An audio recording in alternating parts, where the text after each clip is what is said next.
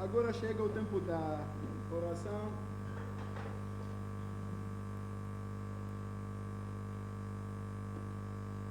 E o livro de Salmos 34, versículo: E ele me acolheu, livrou-me de todos os meus temores. Este versículo nos mostra a confiança que o salmista ele tinha quando buscava a Deus em oração. Então, nós também precisamos ter essa confiança de que nós, quando buscamos a Deus, Deus ele responde todas as nossas orações. E eu vou convidar o nosso irmão Gustavo para poder interceder pela igreja.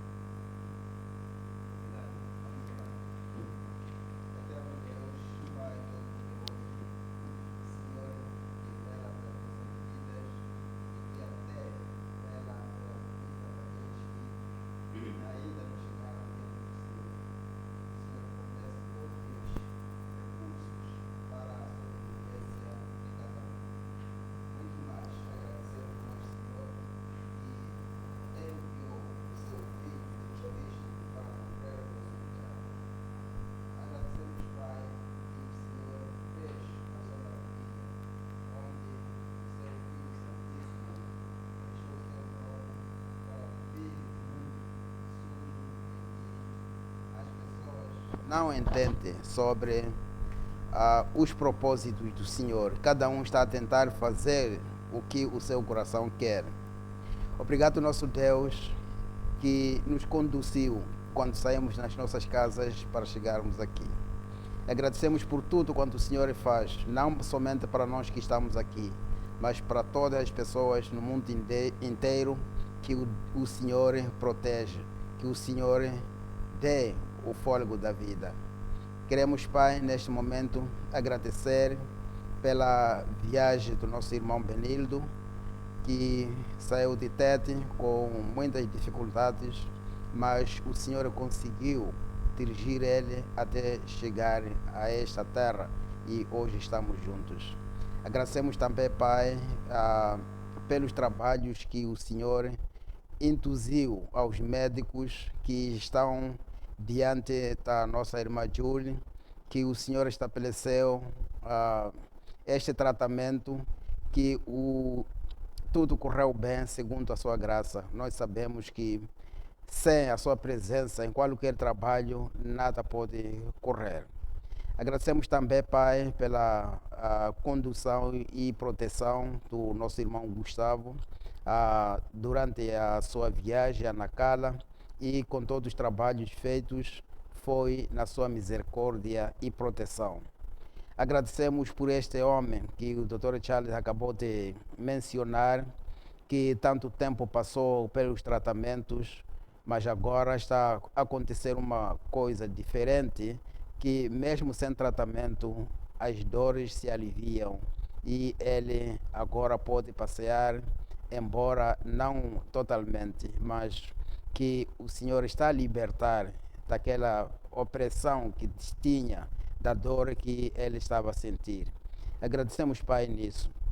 Agora, nosso Deus, rogamos que possa nos proteger em todas as circunstâncias, que o Senhor possa estar no seio de nós, que possamos refletir, se assim o ano está a terminar, o que nós fizemos, não pela produção de qualquer outra coisa, mas em termos da nossa ligação com o Senhor. Será que chegamos diante do Senhor? Será que evangelizamos? Será que pregamos? Será que cantamos louvores para o Senhor neste ano que está a findar? Ou todo o ano foi apenas fazendo os nossos prazeres? Tal, Pai, pedimos que coloque a cada um a consciência de examinação e que o próximo ano que se avizinha, cada um possa devotar-se ao Senhor, possa entregar a sua vida ao Senhor, possa deixar que o Senhor dirija a vida de cada um e continue também no próximo ano a abençoar os seus filhos, que cada um possa ter aquela necessidade, aquele interesse de evangelizar, aquele interesse de trazer a sua palavra para as pessoas que ainda não têm o privilégio de ouvir. Talvez algumas pessoas estão a ouvir sem aprofundamento e por isso estão a injuriar a palavra, mas que o Senhor possa chamar o seu filho para chegar diante desse homem, para informar em detalhes sobre os seus caminhos, sobre os seus preceitos, sobre tudo quanto o Senhor, a todo o propósito que o Senhor tem para com o homem, para que o próximo ano, mais uma vez, seja o ano de arrependimento de muitas almas, que muitas almas possam chegar diante do Senhor e glorificar ao nosso Deus. Rogamos que o próximo ano seja um ano de, mais uma vez, de ouvirmos a sua palavra e que a sua palavra seja espalhada. E também retira, Pai, se algum irmão ou qualquer outra pessoa teve preguiça de ler a Bíblia este ano, que próximo ano possa ser o ano que cada um, dia após dia, possa ler a Bíblia, para além do estudo bíblico, mas também a leitura bíblica enquanto existe este estudo. Rogamos, nosso Deus, que possa proteger todos aqueles que se entregam para administrar a sua palavra em qualquer sítio. Rogamos a favor de pastores de qualquer igreja que adora o Senhor, que eles possam pastorear o seu povo, levando para o rebanho a verdejante, onde possam encontrar alimento. Rogamos que o Senhor esteja com a CCC e esteja com a graça, que o Senhor possa proteger estas igrejas, de modo que verdadeiramente possa ser anunciado o nome do Senhor. E outras igrejas, como a igreja onde está o nosso irmão Valoi, a igreja onde está o nosso irmão Ibrahim, que o Senhor possa proteger essas igrejas e que única glória ali seja somente do Senhor, e não para que o homem se preocupe de modo ele seja visto, mas que o homem se preocupe para prestar atenção às pessoas olharem no Senhor e acreditarem no Senhor. Queremos pedir ao Senhor que possa curar de todos aqueles que neste momento se encontram doentes. Que o Senhor possa restabelecer a saúde e que possam sarar e voltar para o seu convívio normal, o seu convívio original. Então, rogamos nisso. Há pessoas que também, neste momento, Pai, estão a chorar por várias situações que nós não sabemos. Rogamos, Pai, que possa enxugar as suas lágrimas por intermédio da sua palavra, por intermédio do Espírito Santo reinando sobre eles, para aqueles que estão tristes por vida espiritual. Que o Senhor possa trazer essa alegria, mostrando o caminho certo em que eles possam andar.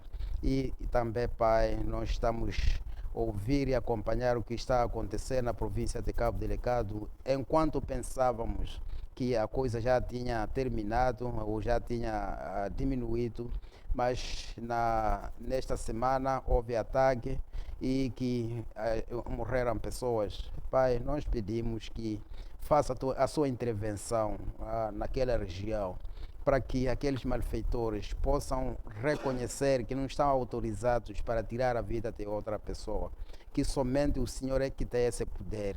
Então o Senhor penetra no coração deles para que possam cessar e possam terminar nisso que estão a fazer. Rogamos também, Pai, a favor do nosso país. O nosso país está mergulhado na situação de corrupção.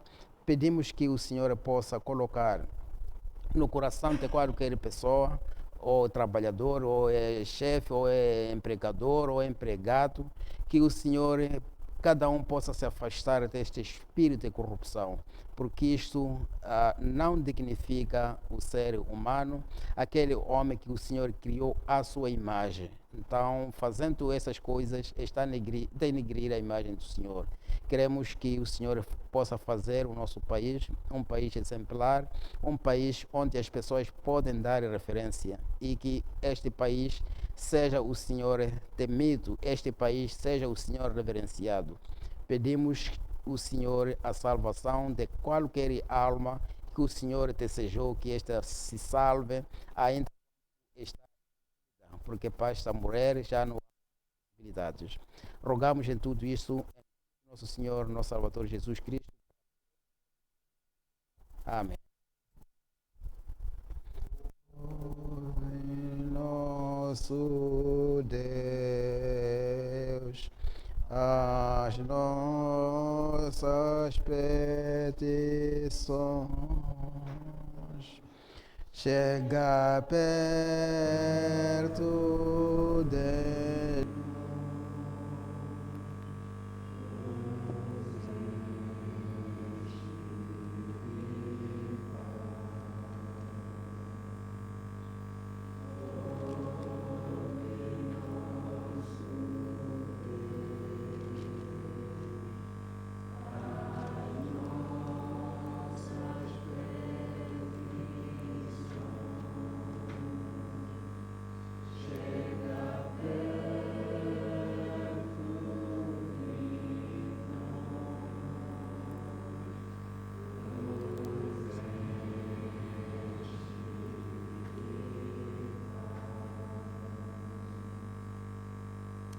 Podemos abrir nossas Bíblias até o livro de Hebreus 4, versículo 6, parte B.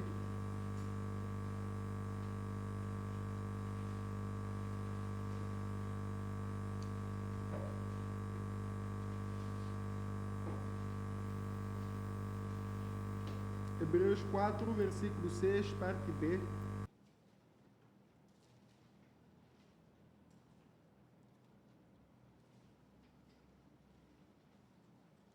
Diz assim: hoje, se ouvirdes a sua voz, não endureçais o vosso coração.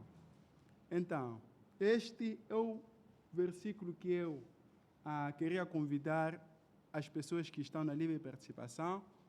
E não sei se, além do irmão destacado, nesse caso, o irmão Sérgio, tem alguém, como durante a semana não recebi nenhuma solicitação de alguém que queria cantar ou fazer parte. Não sei se tem alguém. Então, vou convidar o nosso irmão Sérgio para a livre participação.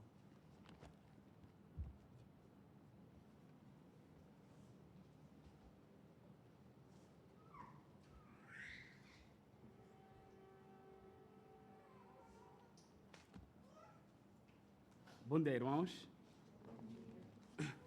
Eu irei partilhar o texto que partilhei com os irmãos no culto da quarta-feira e quero aproveitar este momento para também convidar os irmãos visitantes e membros, sempre que puderem, participem nos cultos das quartas-feiras. Tem sido bom, edificante e aprendemos bastante.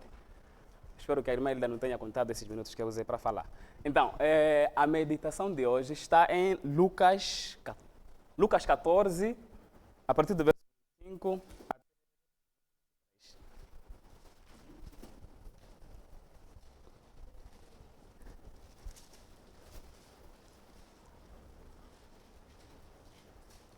Lucas 14, verso 25 a 33.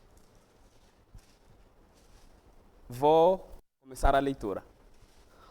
Ora, ia com ele uma grande multidão e, voltando-se, disse: se alguém vier a mim e não aborrecer a seu pai e mãe, e mulher, e filhos, e irmãos, e irmãs, e ainda também a sua própria vida, não pode ser meu discípulo. E qualquer que não levar a sua cruz e não vier após mim, não pode ser meu discípulo. Pois qual de vós, querendo edificar uma torre, não se assenta primeiro a fazer as contas dos gastos, para ver se tem com que acabar? Para que não aconteça que depois de haver posto os alicerces, e não a podendo acabar, todos os que a virem comecem a escarnecer dele, dizendo: este homem começou a edificar e não pôde acabar. Ou qual é o rei que, indo à guerra a pelejar contra outro rei, não se assenta primeiro a tomar conselho sobre si, com 10.000, pode sair ao encontro do que vem contra ele com 20.000? De outra maneira, estando o outro ainda longe, manda embaixadores e pede condições de paz. Assim, pois, qualquer de vós que não denuncia a tudo quanto tem, não pode ser meu discípulo. Então, eu trago aqui estes textos como tema o custo de ser cristão. Né? Ser cristão tem um custo. Basicamente, se nós formos a ler o versículo 26, de forma superficial, nós talvez seremos tentados a pensar que está havendo aqui uma contradição com aquilo que Cristo mesmo já havia dito, amar o próximo, e até lá em Êxodos 20 já havia se dito nos 10 mandamentos, né, que é o 5º mandamento, honrar pai e mãe. Talvez se nós formos a ler de forma superficial, seremos tentados a pensar que está havendo uma contradição. Deus, ou seja, Cristo Jesus está ordenando que nós possamos aborrecer os nossos pais, que nós possamos desrespeitar os nossos pais, ou até mesmo desprezá-los. Mas não é o que exatamente Cristo Jesus está querendo dizer. Então, eu vou trazer aqui um resumo de forma, eu acredito, fiel, né? O princípio patente neste versículo 26. O que Cristo Jesus está querendo dizer ao dizer: quem não aborrece a seu pai e a sua mãe, a sua filha, a seu filho e até a sua própria vida, não está querendo dizer que nós devemos odiar os nossos pais, desonrar os nossos pais, mas sim, se os nossos pais se colocarem, ou seja, nos colocarem em uma posição em que nós seremos, por exemplo, tentados a escolher entre obedecer os nossos pais e obedecer o nosso Deus, então nós devemos escolher a obediência a Deus. Se os nossos pais eles vão se colocar nesta posição, nós sempre devemos amar mais a Deus do que aos nossos familiares, do que até a nossa própria vida. Se, por exemplo, seu pai, ele diz, num domingo como este, tu não podes ir à igreja, e nós sabemos que um crente é o dever dele cultuar ao Senhor sempre que chega o primeiro dia da semana, que é já o domingo. Então, se teu pai se coloca, ou seja, te coloca nessa posição, convém que você obedeça a Deus e cultue ao seu Deus. E também isso acontece com sua filha, filho e por aí vai. Então, este é o princípio patente neste versículo 26. Então, como ele diz, houve uma grande multidão e Cristo Jesus, talvez essa multidão havia visto Cristo Jesus multiplicar pão, havia visto Cristo Jesus curar, e eles foram tentados que a vida cristã é simplesmente isso, a vida de glória e curas, alimentação, por aí vai. E Cristo Jesus vai dizer, não, convém que vocês calculem o custo de me seguir, porque de fato tem um custo de ser cristão. E como ele vai dizer no verso 27, e qualquer que não levar a cruz e não vier após mim, não pode ser meu discípulo. Antes, ele já havia dito isso, né? Se alguém quer vir após mim, nesse caso em Lucas 9, no versículo 23, ele já havia dito, se alguém que quer vir após mim, negue-se a si mesmo, tome cada dia a sua cruz e siga-me. Então, o ser cristão, o seguir a Cristo, envolve carregar a cruz. A cruz é um símbolo de morte, é um símbolo de castigo, é um símbolo de morte. E, de fato, quem crê em Cristo Jesus, convém que ele carregue esta cruz, que é a questão de morrer para o mundo e viver para Deus. E eu queria convidar os irmãos de forma rápida, se o irmão abrir Gálatas 2:20, de forma breve, pode ler, e o irmão pode abrir Gálatas 6:14, e o outro irmão pode abrir Gálatas 5:24. Podemos começar com Gálatas 2:20.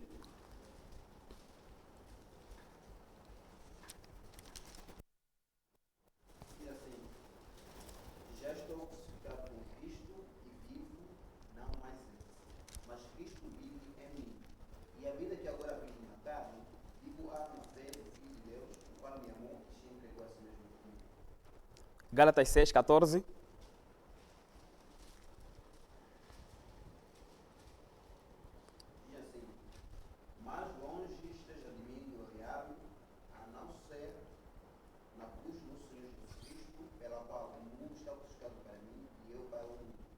Obrigado. Então, é simplesmente isto. O ser cristão é considerar-se morto para o mundo, crucificar-se para o mundo e vivo para Cristo.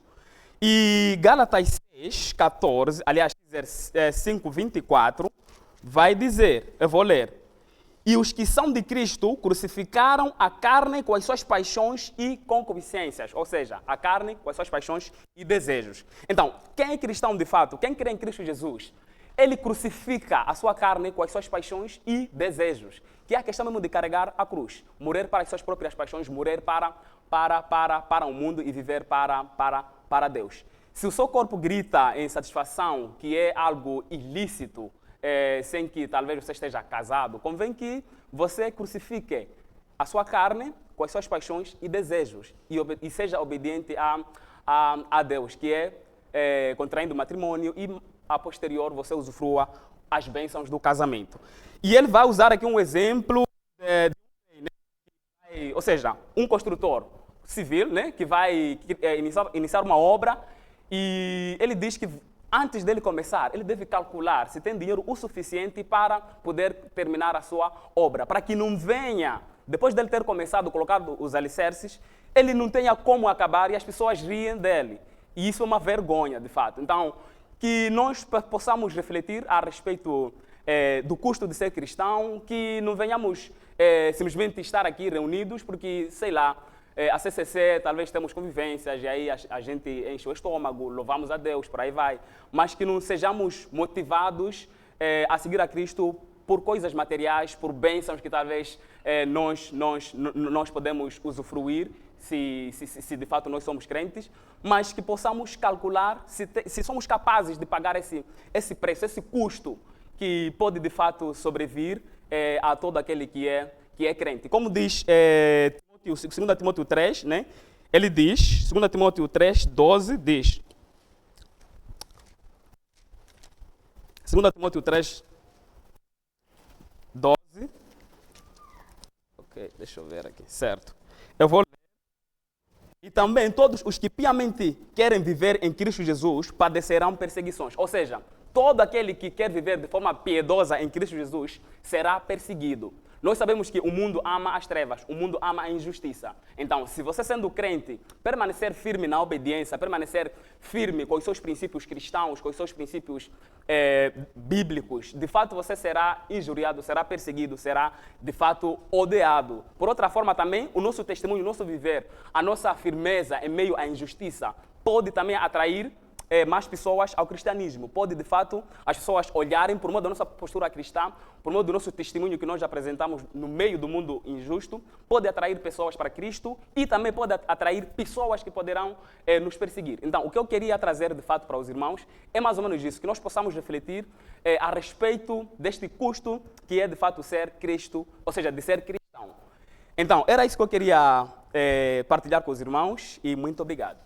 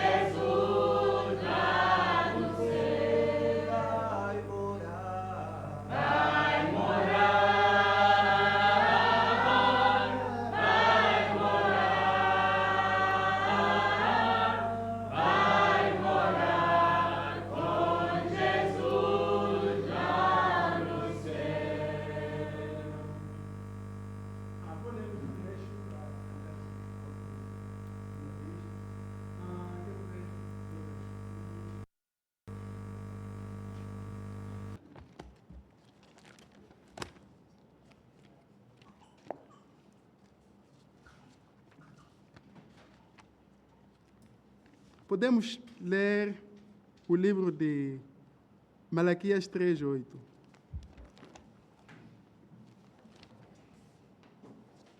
Malaquias 3:8.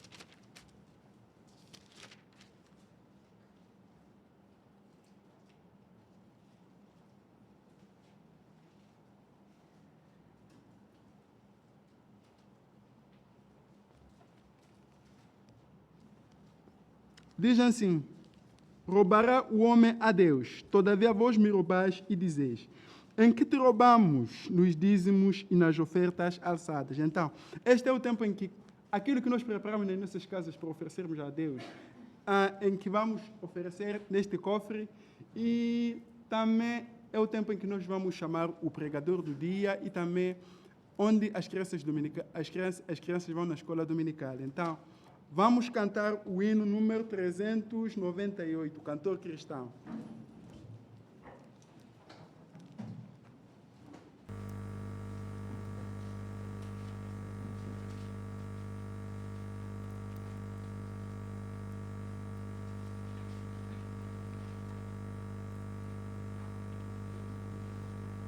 Se passa mais doce me deres gozar, se dor mais dor de sofrer, ou seja o que for, tu me fazes saber.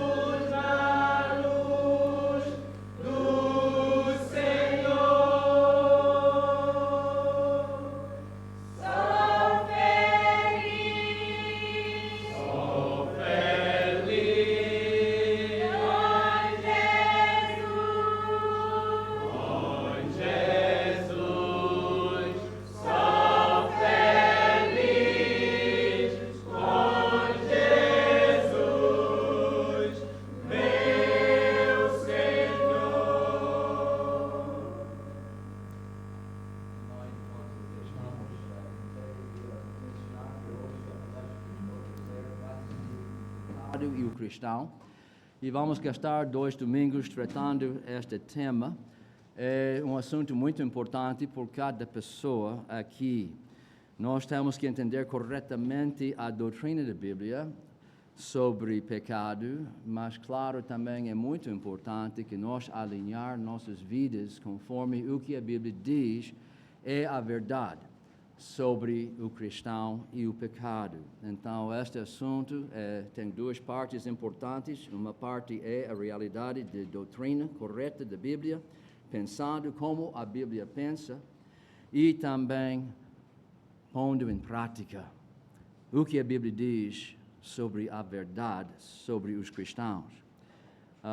Eu prefiro muito pregar sobre este tema, mas não posso pregar hoje porque há muito conteúdo que eu tenho que tratar dentro de só 45 minutos.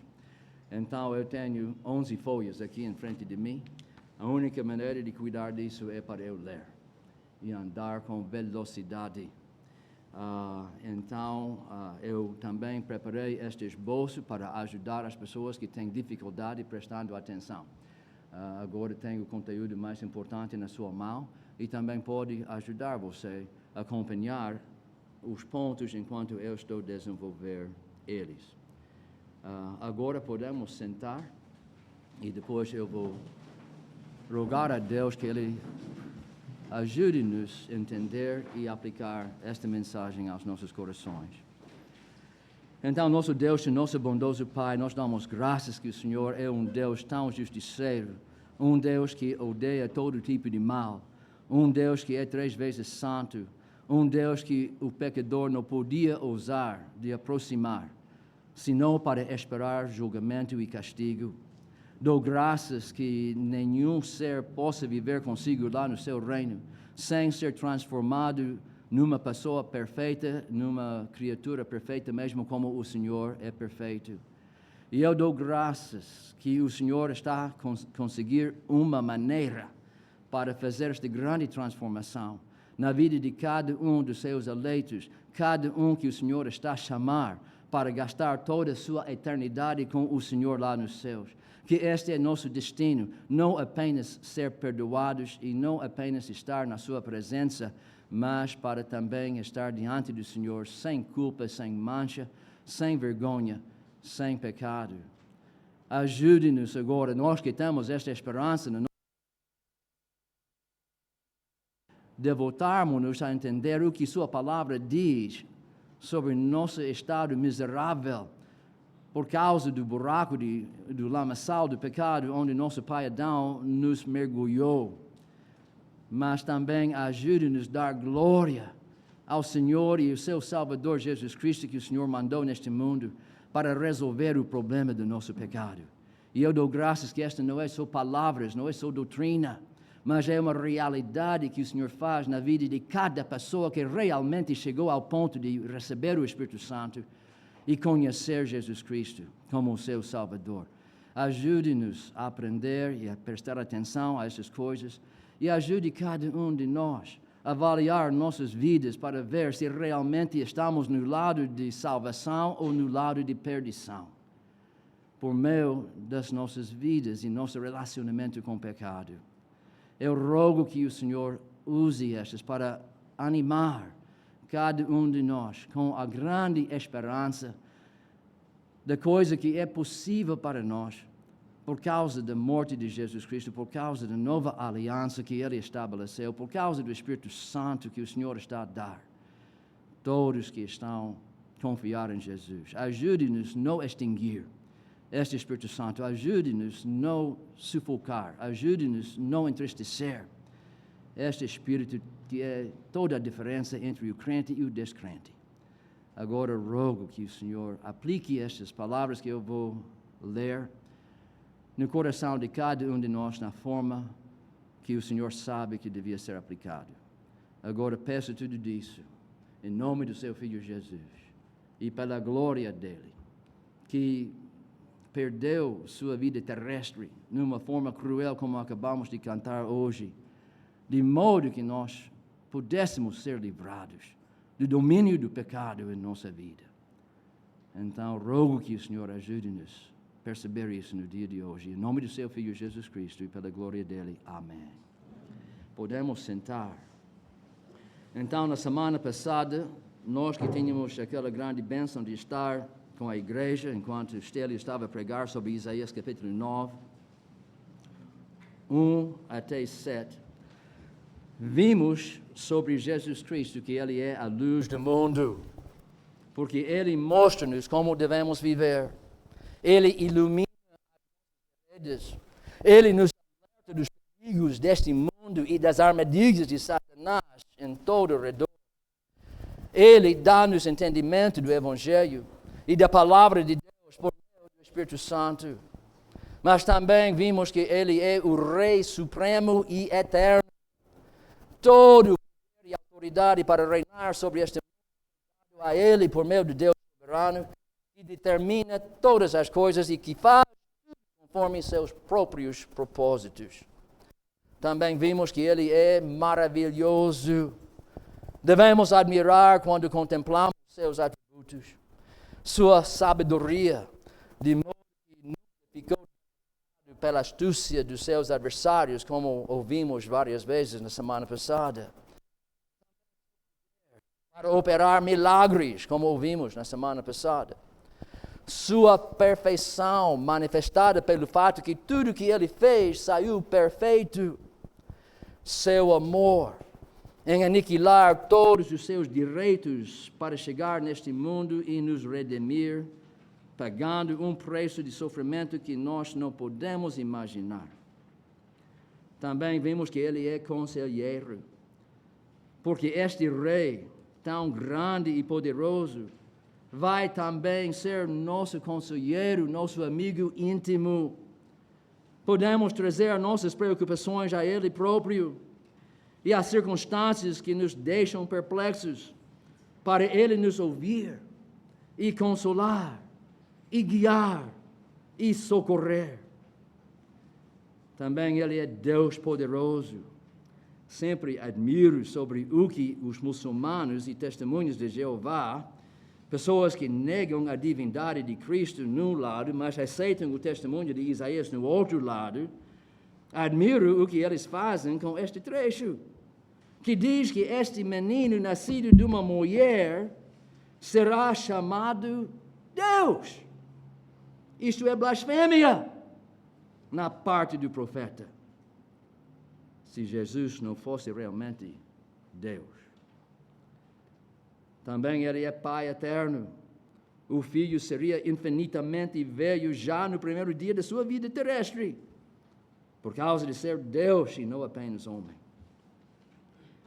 E finalmente Ele é Príncipe de paz, trazendo no seu primeiro advento paz com Deus para todos que confiam nele, reconciliando-nos com Deus, arranjando perdão dos nossos pecados e estabelecendo uma nova aliança de paz e comunhão íntima com Deus.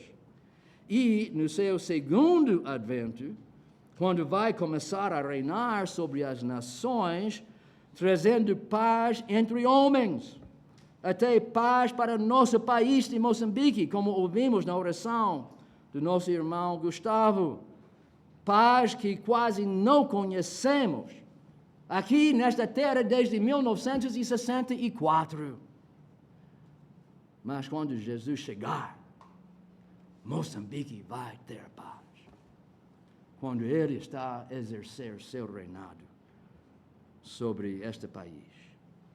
E ainda hoje, dando os seus filhos paz e segurança dentro dos seus corações, por causa de ser reconciliado com Deus e por causa de ter confiança num Deus que está a controlar todas as coisas em seu redor, de modo que nada pode nos atingir que não é segundo o propósito de Deus. E o propósito de Deus é que nós sejamos conformados na imagem do seu Filho Jesus Cristo. São grandes bênçãos por meio de um grande Salvador e libertador. Mas havia 2 versículos que não mencionamos no trecho da semana passada. Deus deixou este trecho para eu tratar no dia de hoje.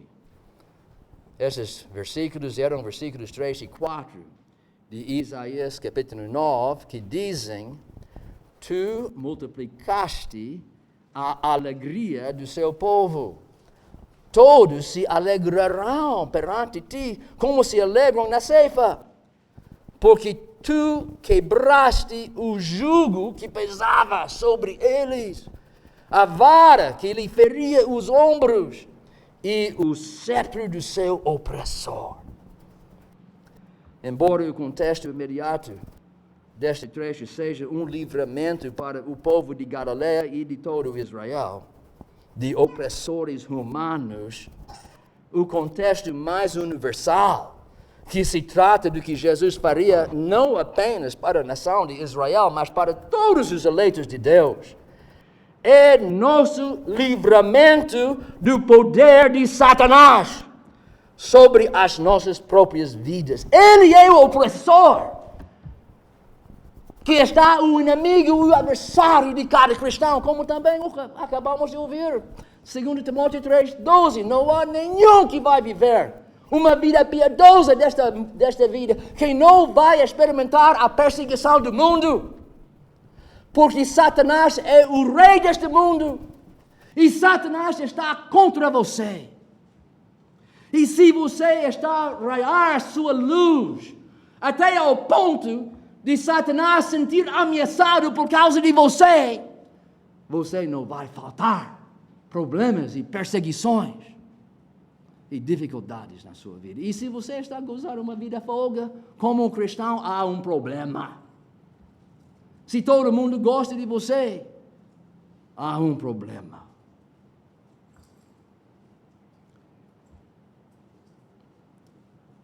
Para os que confiam em Jesus, o domínio e poder de Satanás sobre nós, nossa escravidão ao pecado, que nós experimentamos como descrentes, destruindo nossa própria felicidade, destruindo nossa própria vida por causa das más escolhas que estamos a fazer, seguindo a regra e a norma do pecado.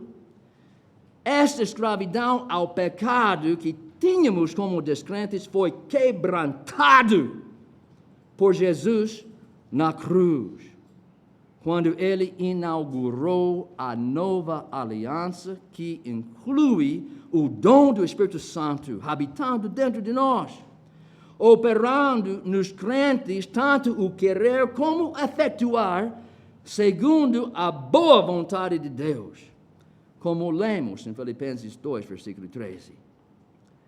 Então, na palestra de hoje, enquanto olhamos para um novo ano, um ano ainda limpo, sem pecados, sem erros, com novas possibilidades para nosso desenvolvimento espiritual e temporal, queria focalizar em mais duas bênçãos que vêm de Jesus.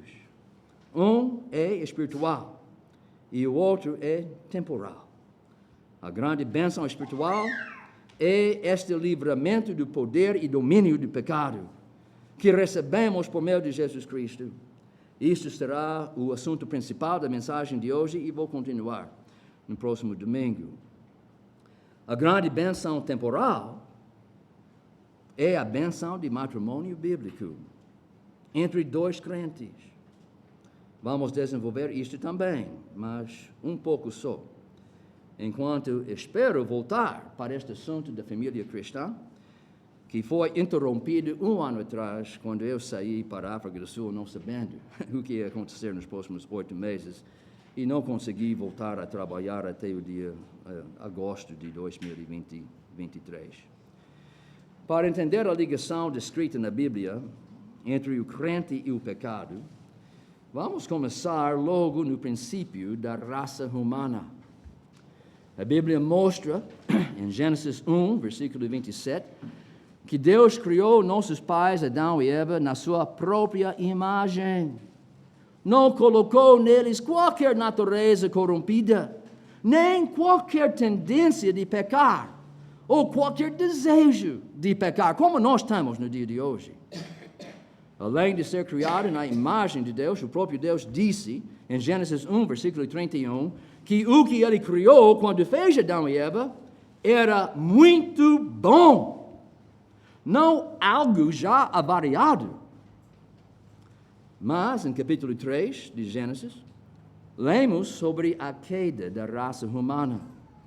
Deus tinha dito a Adão que ele podia comer de qualquer árvore do jardim, senão a árvore do conhecimento do bem e do mal. Avisou que no dia em que ele comeu desta árvore, ele morreria. Havia um anjo, que nós conhecemos hoje pelo nome de Satanás. Ele foi criado por Deus quando Deus fez o mundo espiritual nos céus, muito antes de criar este mundo físico, povoado pelo ser humano. Mas Satanás, como nós sabemos, revoltou contra Deus e induziu que uma terça parte dos anjos nos céus se juntassem com ele na sua rebeldia. Por causa disto, ele foi lançado na terra com o intento de arruinar a criação física de Deus e a raça humana. Ele aproximou Eva para seduzi-la, para que ela comesse do fruto proibido.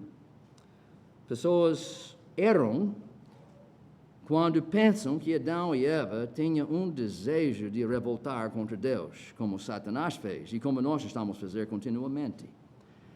Eles não tinham a natureza corrompida que nós hoje temos desde nossa nascença.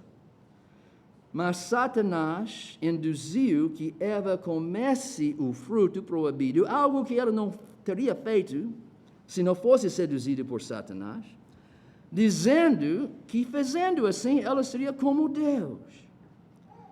Ela nunca tinha encontrado engano ou mentira algum naquele mundo. Foi perfeito.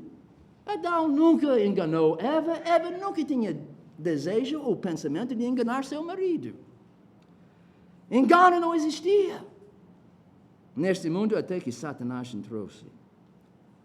Neste mundo perfeito, não sabia que tal iniquidade até podia existir. E também tinha muito respeito e admiração para Deus. Para ela, sendo como Deus, devia ser uma coisa ótima. E ela ficou enganada ou seduzida por Satanás. E os teólogos usam esta palavra. Ela foi seduzida. Não foi levado para desobedecer Deus na forma que nós fazemos, porque tinha uma natureza perfeita. Então, 1 Timóteo 2, versículo 14, diz que Eva transgrediu por ser enganada, mas não Adão. Ele comeu o fruto sabendo que o resultado seria mau, provavelmente porque ele já viu o que aconteceu com Eva. Podemos ver em breve que logo que Adão comeu aquele fruto, ele também mudou sua maneira de pensar e viver. E tornou óbvio para ele e para Eva que alguma coisa feia está a acontecer. E fugiram de Deus para ocultar-se por causa de vergonha que já estava a sentir imediatamente. E eu estou a imaginar que Adão viu o que aconteceu na natureza, na semblante de Eva. Nós não sabemos porque um homem bom, sem qualquer tendência de pecar, escolheria desobedecer a Deus. Mas alguns dizem que foi por causa do seu grande amor e fidelidade a Eva. E nós não acabamos de ouvir durante o tempo de livre participação que nós temos que amar Deus acima de tudo. Mas esta foi Satanás colocando diante de Adão esta mesma armadilha que ele faz para cada um de nós. Satanás está a dizer, se você queria agradar seus pais, queria agradar sua esposa, queria agradar seu marido, queria agradar seus filhos, você tem que ser ou negar Jesus Cristo. Obedecer à vontade dessas outras pessoas e não à vontade de Deus. E Jesus sabe disso. E por causa disso, Ele está nos a advertir que nós temos que sempre ser mais devotados a Deus. Até do que a devoção que Adão tinha para com Eva. que Satanás depois pode usar para induzir a pessoa a pecar, para agradar esta pessoa amada. Não estou a dizer, e Deus também não estava a dizer, como o nosso pregador disse já, que nós devemos não amar. Temos que amar. Até temos que amar nossos inimigos. Não é que nós devemos amar menos as pessoas, mas sempre devemos amar mais o nosso Salvador Jesus Cristo. E escolher obedecer Ele e não a voz de qualquer outra pessoa, como Adão fez, no caso de Eva.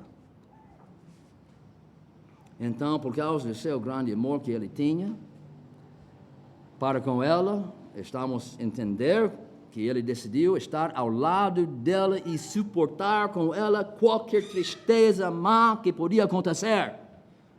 Adão não quis que ela sofresse sozinha. Este instinto que Deus pôs no seu coração para ser o companheiro fiel de Eva, para ser o protetor de Eva, estava a levar ele decidir que o que acontece com você também vai acontecer comigo. Você não vai ficar sozinho no seu sofrimento. Mesmo como Pedro prometeu estar ao lado do Cristo até a morte, esperando encorajar e apoiar Jesus deste modo, por causa do seu grande amor para com Jesus. Então entendemos que talvez foi mais ou menos isso que induziu Adão a comer aquele fruto, para juntar-se com sua esposa, para ela não sofrer sozinha. Temos que aprender nunca confiar em nosso próprio raciocínio, como Eva fez, quando nosso raciocínio está a contradizer a palavra de Deus. Temos que confiar 100% na palavra de Deus, pela qual alcançamos vida eterna. Eu vou dizer agora, quando eu começar a pregar sobre pecado cristão, alguns de vocês aqui vão dizer, não é verdade. Não é minha experiência. O que ele diz não é o que acontece. Não diga isso, porque tudo que eu vou dizer vem diretamente da Bíblia. E se você não está a concordar com a Bíblia, tem que mudar seus pensamentos sobre pecado, sobre o Espírito Santo, sobre a santificação do crente.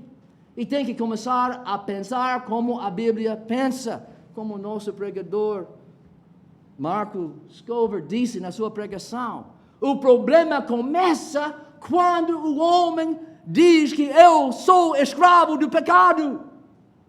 E quando você raciocina assim, você vai cometer pecado. Mas a Bíblia diz em Romanos 6, tem que considerar-vos mortos para pecado e vivos para Deus. Então vamos deixar isso um pouco para mais tarde. Mas Provérbios 3, versículos 5 até 6 diz, oxalá que nossa mãe Eva tivesse tido a Bíblia. Diz, confia no Senhor de todo o teu coração e não te estribes no teu próprio entendimento, como Eva fez. Reconhece-o em todos os teus caminhos e ele endireitará as tuas veredas, em vez de cair na emboscada de Satanás, como Eva fez. E temos que aprender também nunca amar ninguém mais do que amamos Deus, que foi talvez o mecanismo que Satanás usou, como eu já expliquei, para que Adão trouxesse grande tristeza sobre ele, e não só sobre ele, mas sobre cada um de nós, e cada ser humano até o fim, até o regresso de Jesus Cristo. Cristo disse em Lucas 14, 26, obrigado, irmão Sérgio, obrigado a Deus por controlar nosso culto, nossas mensagens. Se não aborrecermos o nosso pai e mãe e mulher e filhos e irmãos e irmãs e ainda também a nossa própria vida, não podemos ser os discípulos de Jesus. Porque o dia vai chegar quando Satanás vai organizar esta armadilha que ele fez para Adão. Agora você tem que escolher. Vai obedecer a Deus ou vai agradar sua esposa, seu marido, seus filhos, seus pais?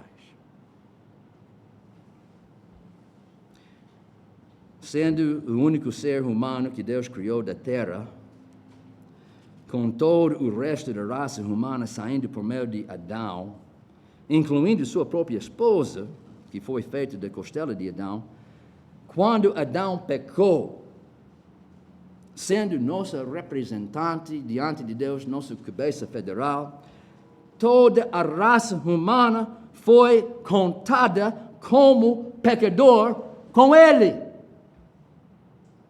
E eu digo que esta é a razão porque alguns seres humanos morrem até no ventre de sua mãe, antes de cometer qualquer pecado. O salário do pecado é a morte. Então, por que é que esta criança tem que morrer no ventre de sua mãe, quando até agora ele não fez qualquer coisa de pecado? Romanos 5 explica a doutrina do pecado original. Cada um de nós nascemos com um pecado na nossa conta. O pecado de ser filho de Adão. Quando ele pecou, todos nós pecamos. Além disso, a morte que Deus avisava não era apenas uma morte física. Isso também aconteceu, como a partir daquele dia Adão começou a envelhecer até ao ponto de morrer.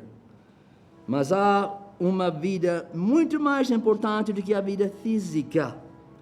E também uma morte muito mais grave e pior do que a morte física. Jesus disse em João 10, versículo 10, que ele veio para que tenhamos vida e a tenhamos com abundância. E depois em João 17, 3, ele fala sobre esta vida abundante, dizendo que a vida eterna não é número dos anos, não é quantos anos alguém está a viver. A vida eterna, a vida abundante é esta: que te conheçam, a ti só o único Deus verdadeiro e a Jesus Cristo, a quem enviaste. Esta é a vida eterna, vida abundante. Isto acontece por meio do Espírito Santo habitando dentro de nós. Como Jesus também mencionava na mesma oração, em João capítulo 17, olhando para versículos 20 até 23. Ele disse: não rogo somente por estes, seus discípulos, mas também por aqueles que, pela sua palavra, hão de crer em mim. Esta está a incluir cada um de nós que somos crentes em Jesus Cristo. Para que sejam um, como nós, como tu, ó Pai, o és em mim e eu em ti. Para que sejam um, como nós somos um, eu neles. Então, como é que nós ficamos um com Deus? Jesus habitando dentro de nós, por meio do Espírito Santo. Eu neles e tu em mim. É como nós alcançamos esta intimidade tão especial entre o antigo pecador e Deus.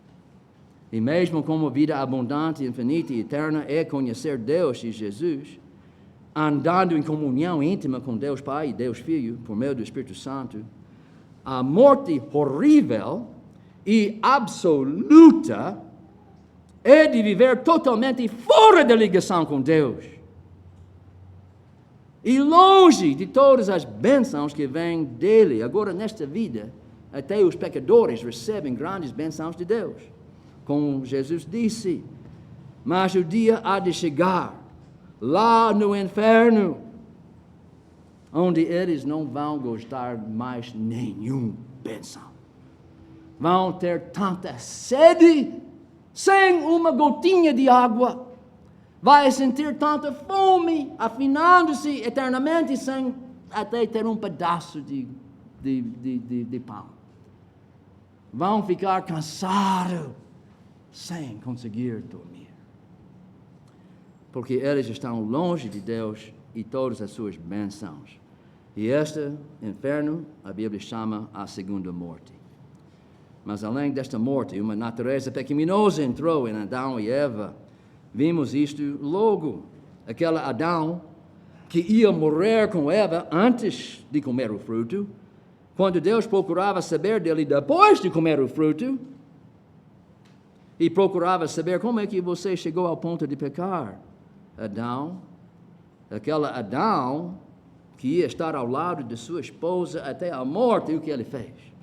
Apontava para Eva, dizendo que a culpa estava na parte dela, como se fosse ela que devia morrer, e não ele próprio. O protetor de Eva estava a entregar Eva a Deus como sacrifício, matar ela. A culpa é dela. É isso que acontece com a natureza corrompida que todos nós temos até o dia de hoje, graças a esta árvore do fruto de ciência do bem e do mal. E esta natureza pecaminosa passou para todos os seus descendentes. A partir daquele dia, Adão e Eva e todos que nasceram deles tornaram-se os escravos de Satanás. E possuíram uma natureza pecaminosa, sujeitando-se ao jugo do pecado desde o ventre de sua mãe. David disse em Salmo 51, versículo 5, eis que em iniquidade fui formado, e em pecado me concebeu minha mãe. Não queria dizer que a mãe pecou em conceber ele, mas que iniquidade e pecado estava com o próprio David desde a sua conceição. Crianças pecam não por aprender a pecar dos seus outros pecadores, mas porque eles nascem como pecadores, só esperando a capacidade e oportunidade de manifestar sua natureza egoísta e pecaminosa, logo que for possível. Esta natureza pecaminosa é tão completa que logo em Gênesis 6, versículo 5, só passando poucas folhas na nossa Bíblia, Deus disse isso sobre a raça humana. Viu o Senhor que a maldade do homem se multiplicara sobre a terra, e que toda a imaginação dos pensamentos do seu coração era só má continuamente. Repito, toda a imaginação, sem exceção, era só má, nunca bom. Continuamente, não apenas de vez em quando. É como nós aparecemos nos olhos de Deus 3 vezes santo. E Romanos 3, versículos 10 e 12, nos assegura que na vista de Deus não há um justo nem um sequer. Não há quem faça o bem nem um sequer. Isto é a depravação total do homem na vista de Deus 3 vezes santo. Não somos escravos apenas de pecado, mas também de Satanás, embora muita gente não sabe disto. Se não está a ler a Bíblia, poucas pessoas vão entender que eles são escravos de Satanás. Mas nós que lemos a Bíblia, estamos a saber em 2 Timóteo 2, versículo 24 e 26, que o servo de Deus, o pregador, deve instruir com mansidão os que resistem à correção de Deus, a ver se, porventura, Deus lhes dará arrependimento, para conhecerem a verdade e tornaram a despertar, desprendendo-se dos laços do diabo, em que a vontade dele estão presos. Nascemos presos nos laços do diabo, à vontade dele. E só Deus pode quebrantar esses laços. Esta realidade está vista no caso dos caldeus e sabeus de Job, capítulo 1, que atacaram a fazenda de Job, matando todos os servos e roubando todos os bois, jumentos e camelos que ele tinha. Sem dúvida, eles pensavam que a ideia de atacar Job era sua. Mas a Bíblia diz que foi Satanás que deu a ordem e eles obedeceram, sem entender que eram simplesmente os escravos de um mestre poderoso, insidioso e malvado que estava a controlar eles sem eles saber. Isto é a nossa situação, deixado a nós mesmos. Se você está conosco hoje, e há muitas pessoas nesta sala, que reúne-se constantemente com esta igreja, mas você não quer unir-se a Jesus. Não quer levantar-se e dizer: eu sou um discípulo de Jesus Cristo. Eu vou seguir Jesus Cristo enquanto Ele está a me dar esta força. E eu digo a cada pessoa que até o dia de hoje está a equivocar-se se eu vou seguir Cristo, se não vou seguir Cristo. Este é seu estado. Você está nos laços de Satanás sem saber, para fazer as ordens dele. Até que alguém está a chegar mais poderoso do que ele, que pode quebrantar esses laços. E esta pessoa não é o pregador, não é os líderes da igreja, não é você próprio. Você tem que clamar a Jesus. Eu sei que meu coração não está certo. Eu sei que eu estou a escolher seguir o mundo e não Jesus Cristo. Seguir meus pais e não Jesus Cristo. Eu sei que estou o servo das outras pessoas, mas não do Senhor, porque eu não estou a receber qualquer perseguição na parte do mundo. Se você está nesta situação, você deve clamar a Deus. Como aquele pecador que bateu seu peito e disse: oh Deus, tenha misericórdia de mim, o pecador miserável. Porque este é seu estado espiritual. E não se importa quantos anos você está a chegar aqui na igreja. Se você não tem fé em Jesus Cristo e não tem coragem de confessar Jesus Cristo diante até dos outros cristãos.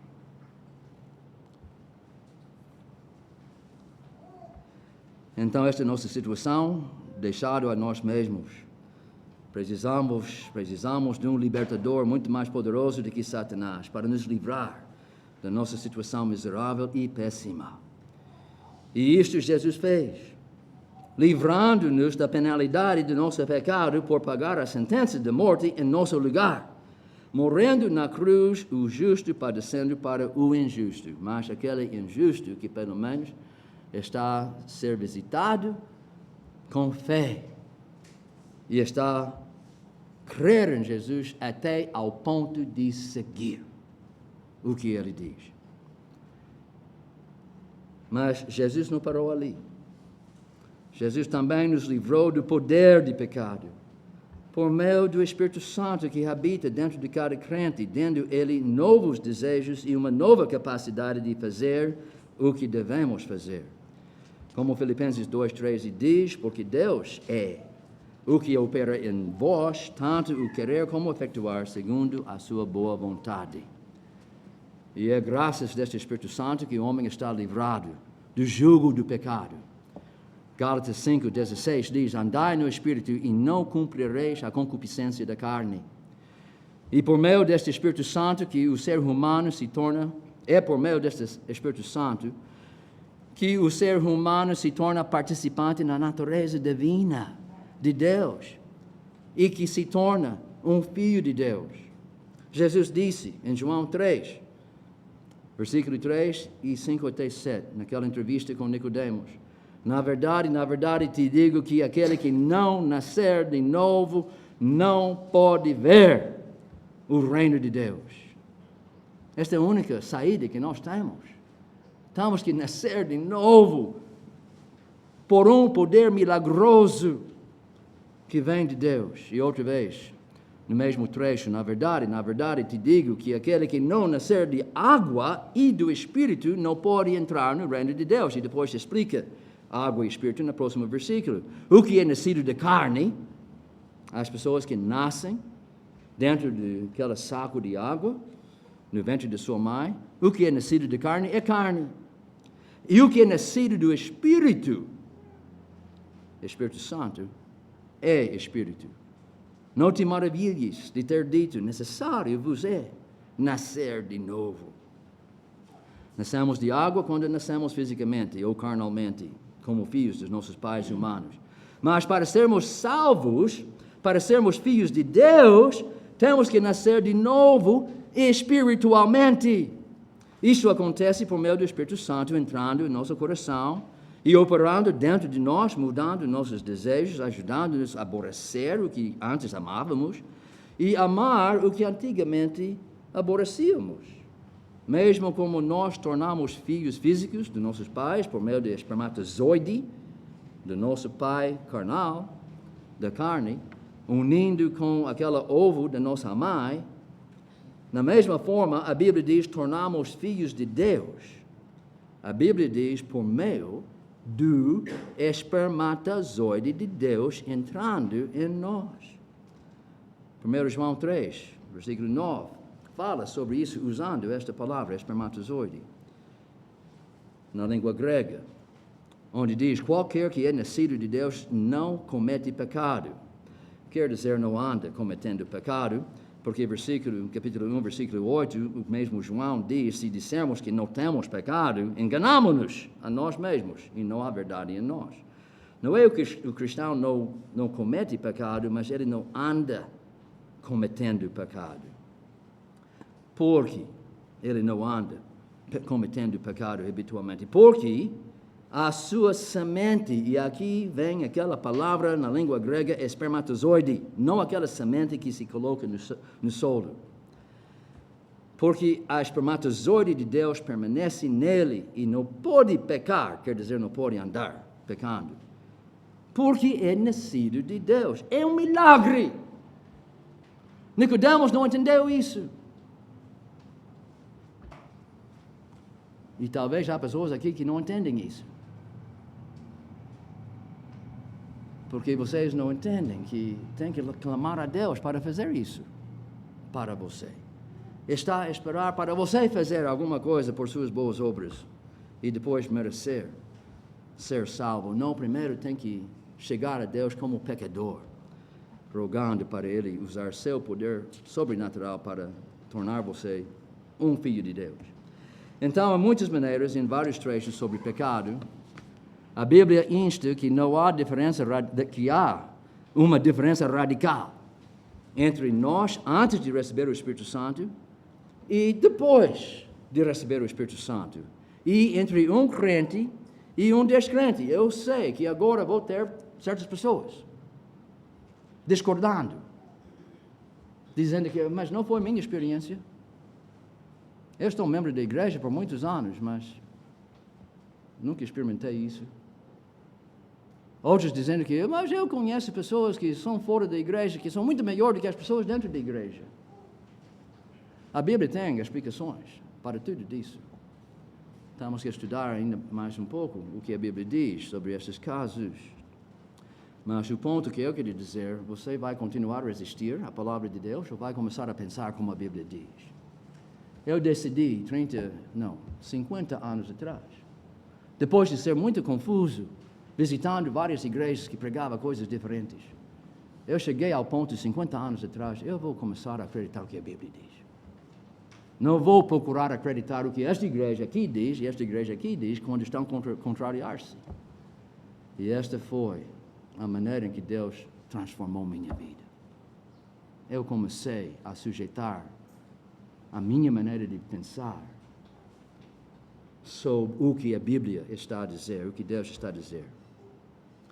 Sobre esta grande diferença, grande transformação que acontece, vimos isso no próximo versículo, em 1 João 3, continuando para o versículo 10.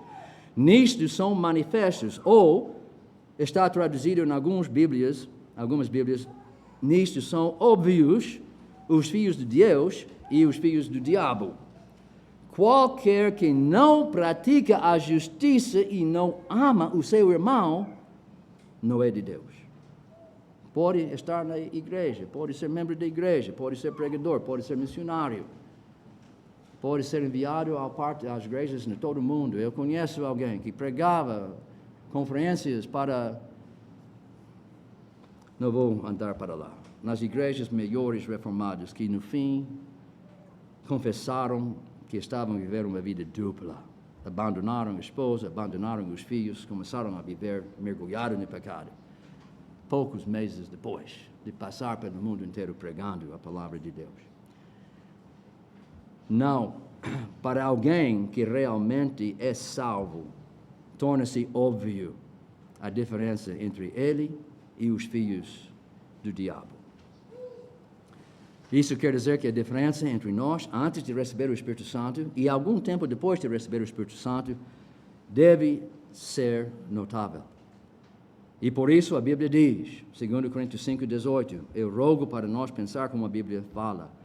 Se alguém está em Cristo, nova criatura é. As coisas velhas já passaram, eis que tudo se fez novo. O resultado do Espírito Santo operando em nós é que, enquanto o homem natural não consegue fazer qualquer coisa boa na vista de Deus, como nós já vimos, não há quem faça bem nenhum sequer, entre as pessoas perdidas, todos os crentes vão fazer boas obras. Efésios 2:10 diz, porque somos feitura sua, criados em Cristo Jesus, para as boas obras, que o descrente nunca pode fazer.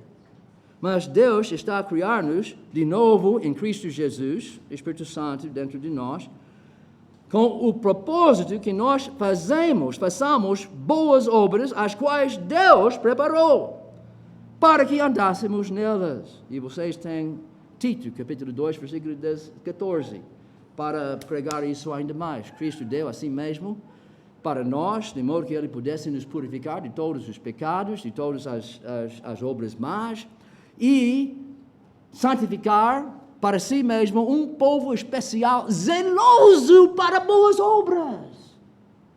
Isso é a razão. Porque a diferença entre o descrente e crente é óbvio. Um é zeloso para boas obras e faz boas obras que Deus decretou de antemão que ele fizesse. E o outro não pode fazer nada de bom na vista de Deus. Então, resumindo esta mensagem sobre pecado até agora, vimos que o homem foi criado por Deus sem uma natureza pecaminosa. Mas nossa natureza perfeita ficou pervertida e pecaminosa por causa dos nossos pais, comendo do fruto proibido.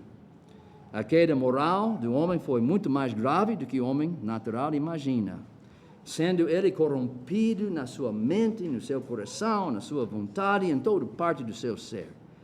De modo que, na vista de Deus, ninguém é bom sem ser salvo, e ninguém pode fazer o bem, na ótica dele, sem ser salvo e receber o Espírito Santo. Mas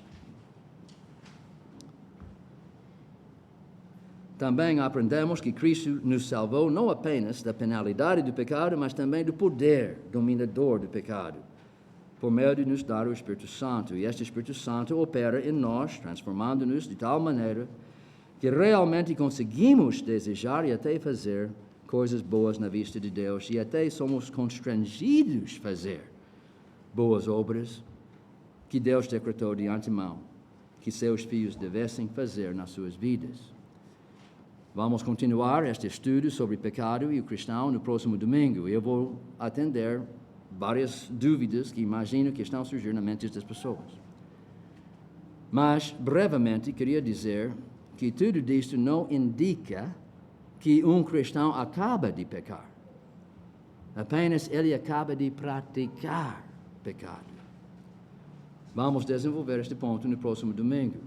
Mas basta agora dizer que quando o pecado surge na vida de um crente, os líderes têm que avaliar o pecado na luz dos seguintes critérios, começando com as características menos graves e mais comuns entre cristãos, e progredindo, enquanto estamos a seguir esta lista, até as características mais graves e muito raras entre cristãos genuínos, segundo a Bíblia. Primeira coisa, começando no nível menos grave. O irmão pecou por ignorância. É isso que os líderes sempre têm que procurar saber. O irmão pecou por ignorância, não sabendo que estava a desobedecer a Deus. Um pouco pior. O irmão foi surpreendido de repente uma vez, caindo numa tentação que tentava evitar. Ou ainda um pouco mais grave. O irmão repetiu a ofensa várias vezes, não fazendo esforço para evitar aquela tentação. E agora passando até um certo nível perigoso. Todos são perigosos. Mas, quarta coisa, a pessoa andava praticando cronicamente aquele pecado que 1 João 3, 9 e 10 diz que o crente não pode fazer, sabendo que o que ele fazia não agradava a Deus. Passando ainda pior, a pessoa programava o pecado. Quer dizer, ele planejou e executou um pecado que exigiu algum tempo para aperfeiçoar, sem arrepender-se antes de chegar o dia de executar o plano feito e desenvolvido ao longo dos dias, ou semanas, ou meses. Sexta, ainda mais fundo no buraco, a pessoa induziu uma outra pessoa a participar com ele no pecado.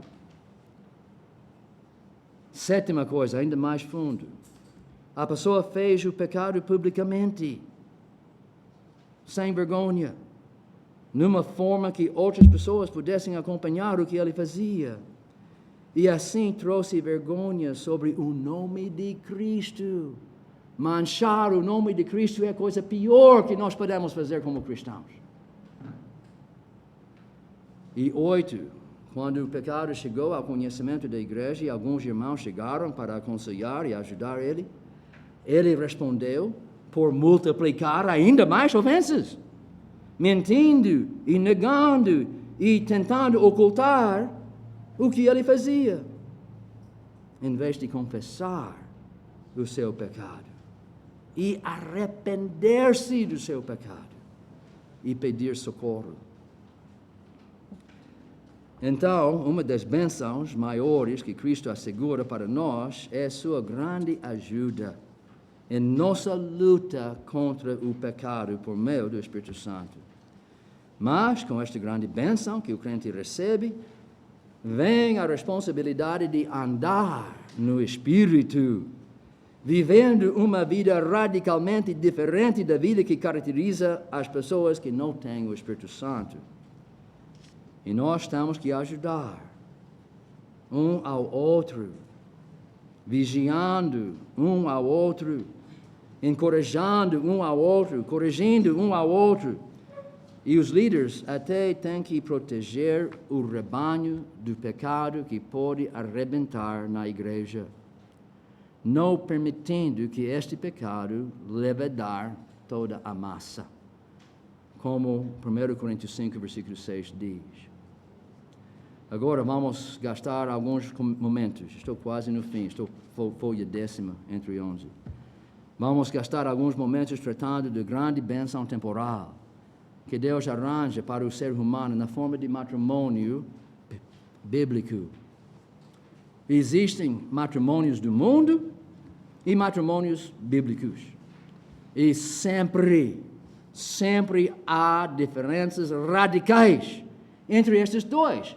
Porque, primeiro, casamentos do mundo é entre duas pessoas perdidas, que não têm o Espírito Santo. Casamento bíblico sempre é entre dois crentes.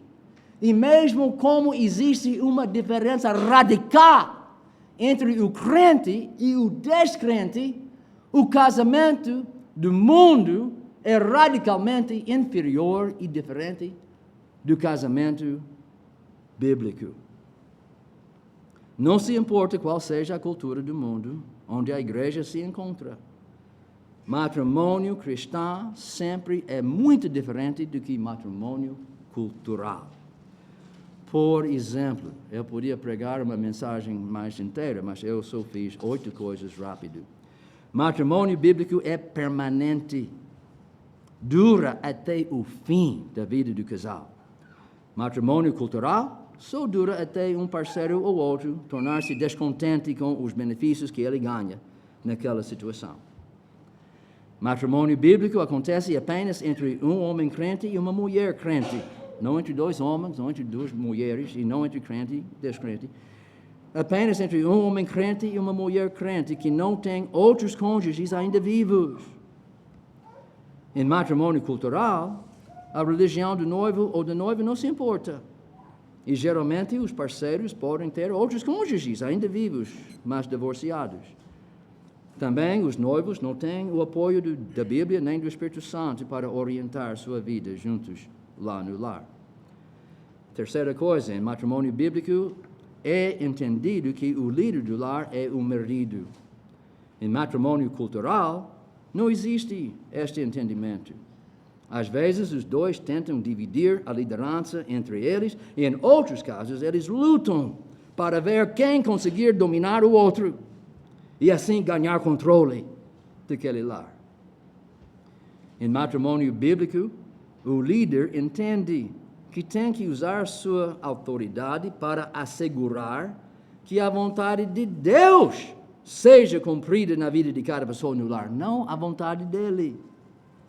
Em matrimônio cultural, a vontade de Deus não influencia as decisões. As pessoas fazem suas escolhas segundo o que mais agrada a eles próprios. Quinto, em matrimônio bíblico, um propósito sempre é de criar filhos que podem servir para influenciar a geração futura numa direção piedosa e temente a Deus, como estamos a ler em Malaquias capítulo 2. Em matrimônio cultural, pessoas produzem ou não produzem filhos na base da sua própria preferência. Sexto ponto, em matrimônio bíblico, sexo é uma bênção. E nem o marido, nem a esposa pode privar seu cônjuge desta bênção. Porque seu corpo, em matrimônio bíblico, já pertence ao cônjuge.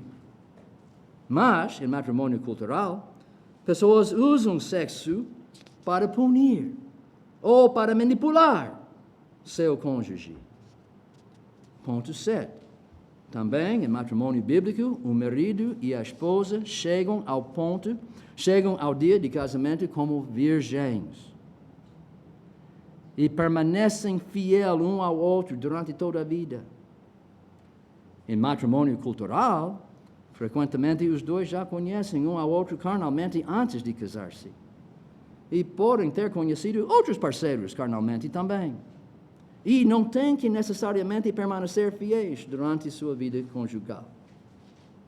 8. Ponto. Em matrimônio bíblico, os pais não têm mais autoridade sobre o novo casal.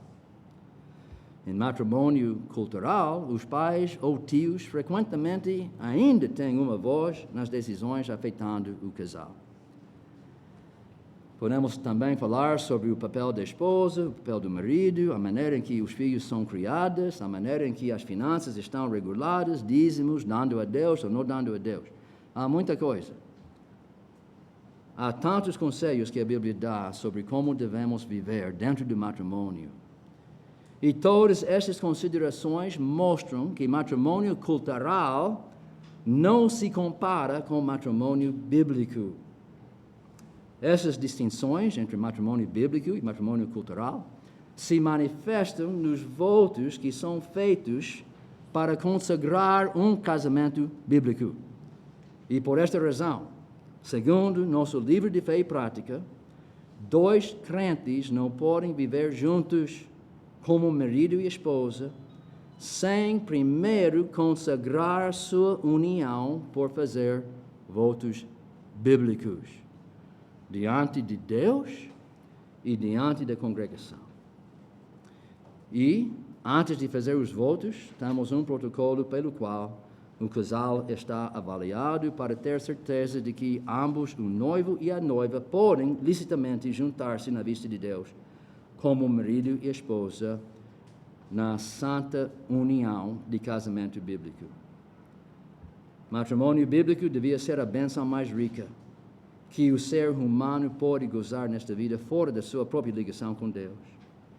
E estas normas para consagrar nossos matrimônios existem precisamente para assegurar que esta segunda bênção, esta bênção temporal, seja protegida e assegurada por todos nós que somos membros da igreja e crentes sujeitando-se às normas da Bíblia para a nossa vida. Então vamos chegar a Deus dando graças que Ele está nos orientar nesses assuntos tão importantes. Então, nosso Deus, chegamos na sua presença, dizendo obrigado que o Senhor condicionou tudo necessário para nós gozar matrimônios felizes e alegres, estabelecido na alicerce da sua palavra e no poder do Espírito Santo trabalhando na vida do marido e da esposa. E que não só isso, mas o Senhor também está nos capacitar, por meio de um Salvador que morreu na cruz para aniquilar a culpa dos nossos pecados, por meio da sua Bíblia que nos mostra como devemos pensar e, pensando corretamente, receber poder de viver neste mundo. E também por nos capacitar com o seu próprio Espírito Santo. Então, eu rogo que o Senhor possa usar todas essas coisas para abençoar a vida de cada pessoa aqui neste quarto. Que o Senhor possa convencer as pessoas que ainda estão a duvidar, que não chegam ao ponto de confiar no Senhor e entregar sua vida por completo ao Senhor. Que o Senhor possa ajudar eles a tomar este passo tão importante que faz a diferença entre a angústia do inferno para sempre e gozando aquela vida abundante na presença de seu Filho Jesus Cristo para sempre. Ajude eles a fazer isso no dia de hoje. E também esteja com cada um de nós, porque cada um de nós sabemos no íntimo do nosso coração que nós tropeçamos. Nossos pés às vezes escorregam e às vezes nós não estamos a prestar atenção do que nós estamos a fazer, até que está quase tarde demais. Mas eu dou graças que o Senhor é um Deus cheio de misericórdia, que o Senhor está disposto de abrir seus braços e receber qualquer pecador verdadeiramente arrependido, purificando-a pelo sangue de Jesus Cristo e fortificando ele pelo dom do seu Espírito Santo. Então, dê-nos coragem e ânimo enquanto estamos a entrar amanhã num ano novo. Agora, peço isso em nome do seu Filho Jesus. Amém. Então, vamos alterar nosso culto um pouco neste momento. Irmão Gustavo e eu estamos a ter alguns encontros com um membro da igreja que, na sua parte, queria aproveitar desta oportunidade para falar com todos que estamos aqui presentes nesta sala. Não é um assunto apenas para os membros, mas qualquer pessoa que chega na nossa congregação tem que prestar atenção a tudo que nós estamos a dizer, segundo o plano de Deus. Foi Deus que me deu esta mensagem ontem à noite.